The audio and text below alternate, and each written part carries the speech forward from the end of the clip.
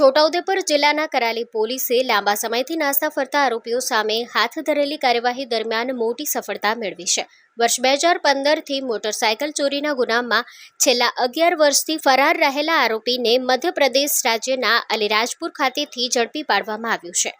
તપાસ દરમિયાન કરાલી પોલીસને ચોક્કસ બાતમી મળી હતી કે કરાલી પોલીસ સ્ટેશનમાં આઈપીસી કલમ 379 મુજબ નોંધાયેલા મોટરસાયકલ ચોરીના ગુનામાં છેલ્લા 11 વર્ષથી ફરાર રહેલા આરોપી સચિનભાઈ જુગલિયાભાઈ ચૌહાણ ચોંગડ રહેવાસી સુમન્યા વાંટ તાલુકો કઠીવાડા જિલ્લો અલીરાજપુર આજ રોજ અલીરાજપુર કોર્ટ ખાતે આવવાનો છે.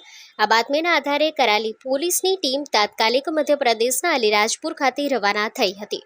ત્યાં પહોંચ્યા બાદ સ્થાનિક કોતવાલી પોલીસને સમગ્ર હકીકતથી વાકેફ કરી તેમની મદદથી અલીરાજપુર કોર્ટ પરિસર બહાર વોચ ગોઠવવામાં આવી હતી. ત્યારબાદ પોલીસે આરોપી સચિનભાઈ જુગલિયાભાઈ ચૌહાણને કોર્ટ પરિસર બહારથી ઝડપી પાડી કસ્ટડીમાં લીધો હતો. આરોપી કરાલી પોલીસ સ્ટેશનમાં નોંધાયેલા મોટરસાયકલ ચોરીના ગુનામાં છેલ્લા 11 વર્ષથી નાસ્તો ફરતો હતો, જેને ઝડપી પાડવામાં કરાલી પોલીસને નોંધપાત્ર સફળતા મળી છે. હાલ પોલીસે આરોપીને કાયદેસરની કાર્યવાહી માટે કસ્ટડીમાં લઈ આગળની કાર્યવાહી હાથ ધરી છે. Story report by Mohsin Surti, Chhota Udepur.